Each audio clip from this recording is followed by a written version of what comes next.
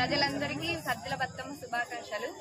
ఈ రోజు సాయంత్రం అంటే సోమవారం సాయంత్రం మేము సద్దుల బతుకమ్మ చాలా ఘనంగా నిర్వహించుకుంటున్నాం బౌసేపేటలో।